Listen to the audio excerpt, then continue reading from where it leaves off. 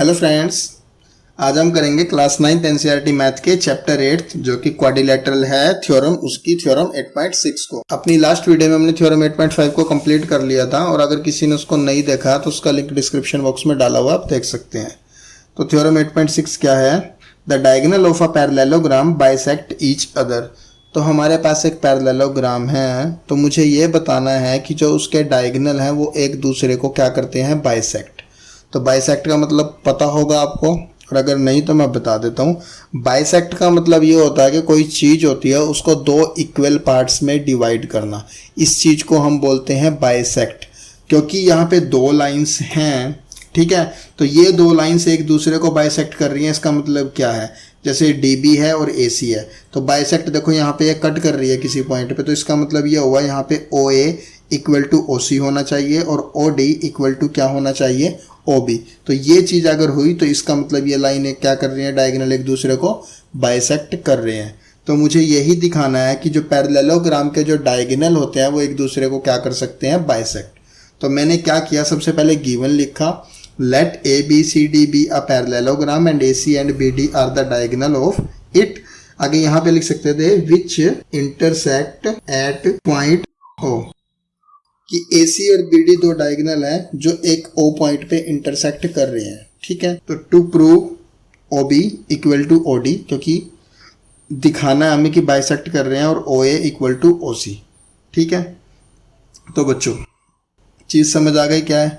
तो अब मुझे इसका प्रूफ करना है। देखो प्रूफ ये चीज़ क्या है, अब आपको दिख रहा होगा कि यहाँ पे ये ट्रायंगल्स बन रही हैं। तो अगर मैं क्या करूँ, किसी भी तरीके से या तो इन दोनों ट्रायंगल्स को या इन दोनों ट्रायंगल्स को अगर मैं कॉन्ग्रुएंट दिखा दूँ तो उससे क्या होगा, तो उससे मैं बाय CP/CT मैं बोल सकता हूँ कि ये वाला पार्ट इस वाले पार्ट के इक्वल है और ये वाली लेंथ इस वाली लेंथ के इक्वल है। तो मेरा टारगेट यही है कि मैं क्या करूँगा, या तो इस ट्रायंगल को या इस ट्रायंगल को किसी भी तरीके से क्या दिखा दूंगा, अपने कॉन्ग्रुएंट। तो अगर आपने ये चीज़ कर दी तो ये आपका प्रूफ हो जाएगा कि ये डायगोनल क्या कर रहे हैं, बाइसेक्ट। तो अब देखो, क्योंकि ये एक पैरेललोग्राम है तो पैरेललोग्राम में होता क्या है, तो पैरेललोग्राम में आपको पता होगा कि दो पैरेलल लाइंस होती हैं और अगर उनको एक ट्रांसवर्सल कट कर रही होती है, दो पैरेलल लाइंस को एक ट्रांसवर्सल कट कर रही होती है, तो जो हमारे ये वाले एंगल फॉर्म होते हैं, ये वाले, तो ये क्या होते हैं, ये अल्टरनेट इंटीरियर एंगल होते हैं। और अल्टरनेट इंटीरियर एंगल क्या होते हैं, इक्वल होते हैं। तो सेम चीज़ अगर मैं ये ट्रांसवर्सल लूँ तो ये वाला एंगल और ये वाला एंगल भी आपस में क्या होंगे, ये वाला और ये भी अल्टरनेट इंटीरियर होंगे और आपस में क्या होंगे, इक्वल होंगे। तो बस मुझे वही काम करना है। तो मैं क्या लिखूंगा, इन पैरेललोग्राम ABCD, ठीक है। AB parallel to DC, AB parallel to DC and BD is a transversal. क्योंकि ये हम पहले भी कर चुके हैं अपने थ्योरम्स में, आपको देख भी लिया होगा, तो अगर नहीं देखा तो आप वो वीडियोस भी देख सकते हैं। तो इसीलिए AB और DC पैरेलल है और ये एक ट्रांसवर्सल है। तो ये वाला एंगल मैं बच्चों इसका नाम 1 दे देता हूँ और इस एंगल का नाम 2 दे देता हूँ। तो एंगल 1 और एंगल 2 आपस में क्या होंगे, इक्वल होंगे। तो therefore angle 1 equal to angle 2, reason क्या होगा, अल्टरनेट इंटीरियर एंगल, ठीक है। इसको इक्वेशन नंबर फर्स्ट दे रहा हूँ मैं। अगर ये चीज़ हमने किया तो सेम यहाँ पे भी होगी। इस एंगल का नाम 3 कर देता हूँ, यहाँ पे 4 कर देता हूँ। अब क्या होगा, यही दो पैरेलल लाइंस होंगी बट अब ट्रांसवर्सल ये होगी। तो अगर ये ट्रांसवर्सल होगी तो ये और ये एंगल क्या होंगे, अल्टरनेट इंटीरियर। सो दोबारा, now AB parallel to DC and AC is a transversal। तो therefore इसको 3 और 4 नेम दिया है, तो angle 3 is equal to angle 4, reason alternate interior angle. और ये सब काम 6th चैप्टर में जो अपना लाइन्स एंड एंगल्स है वहाँ आ जाता है और वहाँ पे हो जाता है, ठीक है। और ये हमने चीज़ पहले भी यूज़ की हुई है। हो गया। अब क्या होगा, देखो ये एंगल इसके इक्वल हो गया, ये एंगल इसके इक्वल हो गया। और क्या होता है, अब मैंने आपको बताया था कि यहाँ पे आपको क्या करना है, कोई ना कोई प्रॉपर्टी लगानी है जिससे ये कॉन्ग्रुएंट हो जाए। तो दूसरा आप क्या कर सकते हो, तीसरे आप क्या कर सकते हो, तीसरा आप ये बोल सकते हो, क्योंकि पैरेललोग्राम है, पैरेललोग्राम में हम पिछली थ्योरम्स में अपनी पहले की ये प्रूव करके आ चुके हैं कि जो पैरेललोग्राम की अपोजिट साइड्स होती हैं वो क्या होती हैं बच्चों, मतलब वो इक्वल भी होती, मतलब पैरेललोग्राम की प्रॉपर्टीज में ये होता है कि वो इक्वल्स भी होती हैं और क्या होती है, पैरेलल भी होती हैं।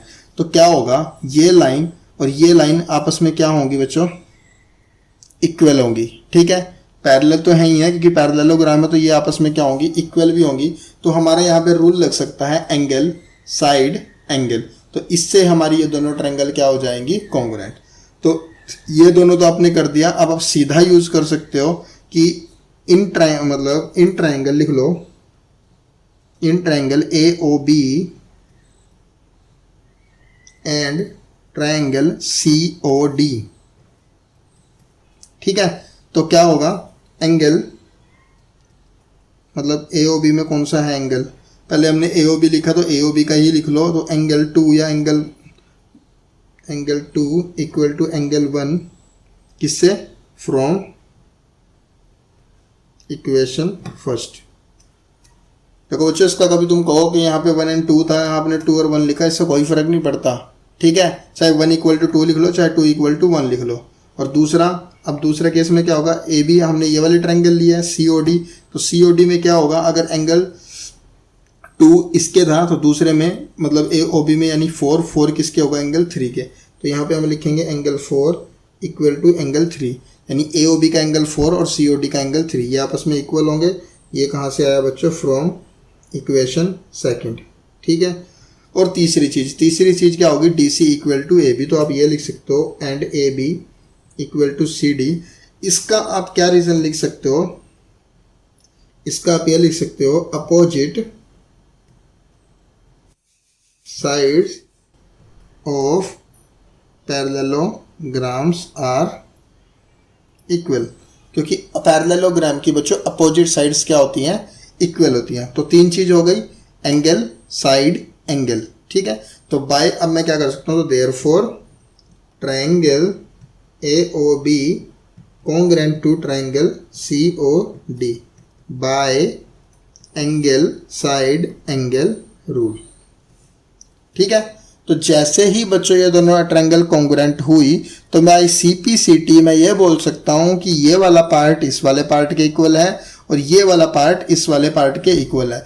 क्योंकि अगर एक बारी किसी भी किन्हीं भी 3 चीज़ों से कोई 2 ट्रायंगल हमारी कॉन्ग्रुएंट प्रूव हो जाती हैं तो उसके बाकी के भी जो पार्ट्स होते हैं वो ऑटोमेटिकली क्या हो जाते हैं, इक्वल हो जाते हैं। और CPCT का मतलब क्या होता है, corresponding part of congruent triangle. तो यहाँ पे मैं लिख दूंगा नीचे, तो therefore OB equal to OD and OA equal to OC by CPCT, corresponding part of congruent triangle. बस यही चीज़ बच्चों हमें दिखानी थी 2 प्रूव में, OB equal to OD, OA equal to OC, क्योंकि OB यहाँ पे है, OD यहाँ पे है, तो ये आपस में इक्वल होंगे क्योंकि दोनों ट्रायंगल के ये करस्पॉन्डिंग पार्ट है।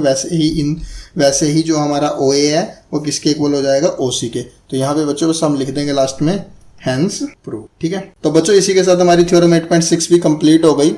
अपनी नेक्स्ट वीडियो में हम अपनी आगे की थ्योरम 8.7 को करेंगे। और अब मैं अपनी वीडियो को यहीं पे एंड करता हूँ। Thank you.